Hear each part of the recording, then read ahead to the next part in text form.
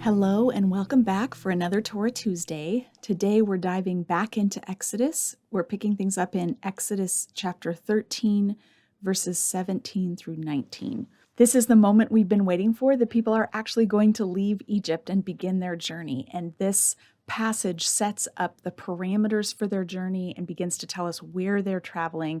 Lots of fun stuff to talk about today.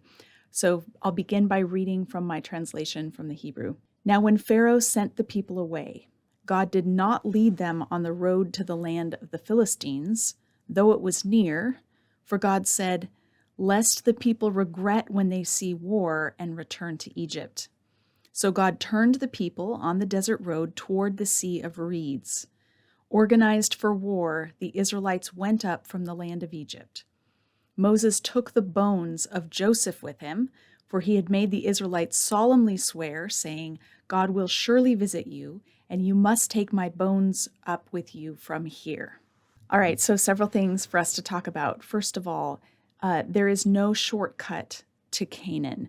It would have taken only 10 days for them to travel the short way along the Mediterranean coastline up into the land of Canaan. But God does not take them that way because they would face war. Archaeologists tell us now we understand that there were, at the time the Israelites left Egypt, Egyptian forts all along that coastal route. So they would have left Egypt, maybe gotten out of Pharaoh's grasp, but they would have continued to meet Egyptian soldiers all along the way. God did not want his people to engage continually in battle with Egyptians or with others, and so he takes them on a different route where they will have a more peaceful journey. Some have raised questions about the statement that God did not lead them on the road to the land of the Philistines by saying that that statement is anachronistic, that there were no Philistines in the time of the Exodus. And so this shows us that the Bible is not reliable, that this story was invented later, and it doesn't fit the time period.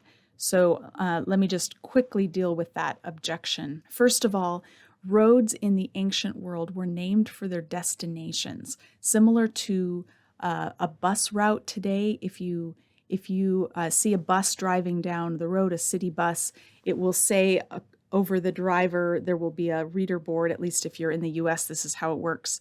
There will be a reader board that says where it's going. So when we first moved to Southern California, we lived in a neighborhood in which the bus that drove by every day said Disneyland on the top, not because we lived in Disneyland, but because the bus was headed to Disneyland. So in a similar way, the road to the land of the Philistines is, the way of the Philistines, or the road to the land of the Philistines, is not indicating that Philistines live along the route, but that they live at the final destination. Now, is this anachronistic? Many have said that the Philistines did not arrive to the land of Canaan until the 12th century, that is the 1100s, and that they arrived from Crete. And so their arrival is too late for them to be named in this instance.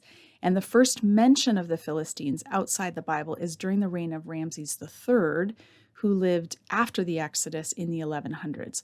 And so that's the objection that people raise about this text. However, Frank Moore Cross cites evidence that the Philistines arrived earlier in the 1200s, which would mean that they were new arrivals, maybe the talk of the area around the time of the Exodus. This does not indicate that they were formidable and well established, but merely that if you took this road, you would run into the Philistines. The text indicates that they were not ready for battle. This is why God leads them another way to get into the land. There's a little word play going on here. The word for leading them is nacham, and the word for regret is yinachem.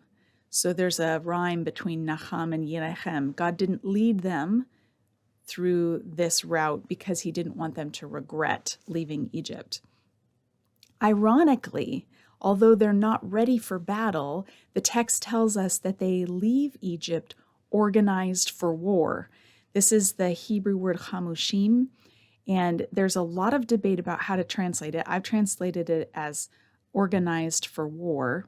Some people suggest that that the word relates to the Hebrew word 5, chamesh, and that this has something to do with the organization pattern of the army. So in Egypt, the lowest Egyptian officers were called greatest of 50. And 50 in Hebrew would be hamashim. So they would leave in 50s. Is that organized? Are they in groups of 50 because that's how large a regiment is in the Israelite army? That's one way of understanding it. One scholar has suggested that the word is, instead of being related to the word 5, that Hamoshim is related to the word for weapon, or Hamas, which would indicate then that they're armed for battle. So not that they're organized in 50s, but that they're armed. We don't have much evidence of weapons. We're not told a lot about what they're carrying with them when they leave. So it's kind of impossible for us to decide which it is. I've said organized for war because I think it's a broad enough way of rendering it to indicate that either they have weapons or they're in regiments, or somehow they are prepared to encounter conflict, at least theoretically. But God doesn't lead them into a place where they're going to actually engage in conflict right away, because he doesn't think that they're ready for it. When the Israelites leave Egypt, they're headed toward the Sea of Reeds. You and I know this in our English Bibles as the Red Sea, but the Hebrew Bible never calls it the Red Sea. It's always the Sea of Reeds. There are various theories about why it came to be known as the Red Sea. One theory is that the cardinal directions, north, south, east, and west, were associated with colors. So you have the Black Sea in the north, the Red Sea in the south, from the perspective of someone living in Palestine or in Greece. And that's possible. Another theory is that it was known as the Red Sea because there was a lot of algae growing in it, and which would periodically die off, and it would give the sea a reddish hue. So either of those is possible. But the big question, the burning question, is where is this sea? Where did the Israelites cross? You might have been exposed to an idea that has been circulating in recent years that the Red Sea is not near Egypt, but across the Sinai Peninsula, and is in fact the Gulf of Aqaba, leading the Israelites across that body of water so that they end up at a Mount Sinai that is located in modern-day Saudi Arabia. Now, that theory I first became aware of by watching a documentary called Patterns of Evidence for the Exodus. Maybe you've seen it. It's a very well-produced documentary, but it has not been well received by the scholarly community. Lots of speculation, lots of adding slim possibility plus slim possibilities plus slim possibility, which does not equal certainty. It's far more likely that the body of water that the Israelites crossed is near Egypt, either the Gulf of Suez or more likely part of the chain of lakes that used to connect the Gulf of Suez with the Mediterranean Sea before the Suez Canal was dug. James Hoffmeyer is an Egyptologist who has studied this extensively, and he says that the Israelites likely crossed at the El Bala lakes, which again is a chain of lakes between those two major bodies of water.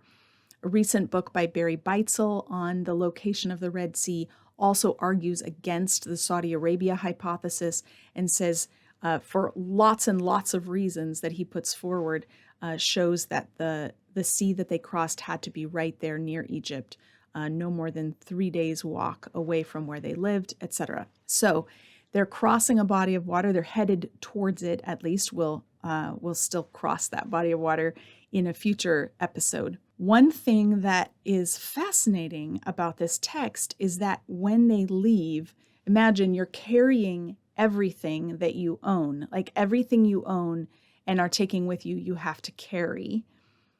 And yet they took the trouble of bringing along the bones of Joseph. So to carry the bones of Joseph, and by bones, we know that he was embalmed when he died. And so it's actually his entire body in a sarcophagus. So that would be quite the load to carry as they left Egypt. What does this show? Well, it shows us something about Joseph, who insisted on being carried up with the Israelites when they left Egypt and being buried in the Promised Land. It shows his deep commitment to his ancestors and to the covenant with Yahweh. even though he had risen to a high position in the Egyptian government and he was undoubtedly wealthy and well respected, his wealth and status were secondary to his identification as a Hebrew. He wanted to be buried where his descendants would be in the promised land that God gave to Abraham. So it shows us something about Joseph. It also shows us something about Moses and the Israelite community, that they're honoring the wishes of their ancestor. They have remembered Joseph's request that's been passed down to them through the generations, and they are making good on their promise to do so.